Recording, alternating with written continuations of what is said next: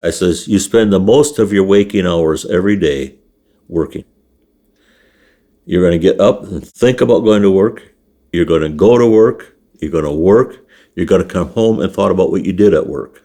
That's the bulk of your day. If you're not happy in it, it's going to be a miserable life. I mean, so be happy in what you do, whether it's dairying or whatever. I like dairying. I don't know if I'm answering the question or not, though.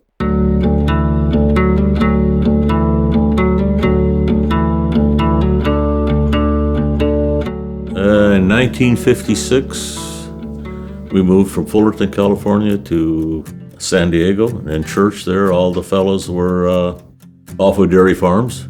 So I got my first job on a dairy farm down there, and washing cows was the first job. Then I went to Dordt College and found out I was not college material. They didn't like me and I didn't like them.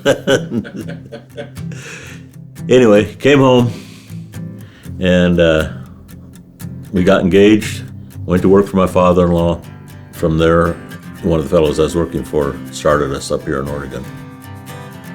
Our emphasis is strictly milking cows and feeding cows, but other than that, we bought a farm and we are growing 250 acres of grass on there right now. We've experimented with grass seed, which this part of the country is the grass seed growing capital of the world. Not all, but nearly all grass seeds have originated out of the Willamette Valley. The one time when we were flat broke, then PP and Al called and said, we got to come talk to you. Your power bill's not been right. We said, that's it. And they came out and said, we've been paying too much. They wrote us out a check for $750. And 72, that was a lot, or 73, that was a lot of money. But it got us going again. Don't know how some people farm without faith. I mean, to be honest with you, but that could be true for a lot of businesses.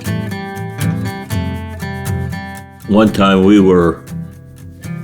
I think it was in the mountains somewhere, so we were looking out over something and we overheard a conversation. And anyway, somebody come up to this guy and said something about, I bet you just don't enjoy this as much as we do. We don't get to see this often.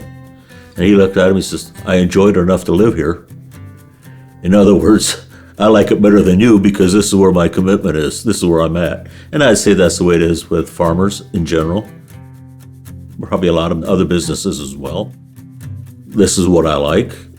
This is what I wanted to do when I got into it and have stayed with it. I liked milking cows when I was milking cows when I was younger, and running my own feed programs.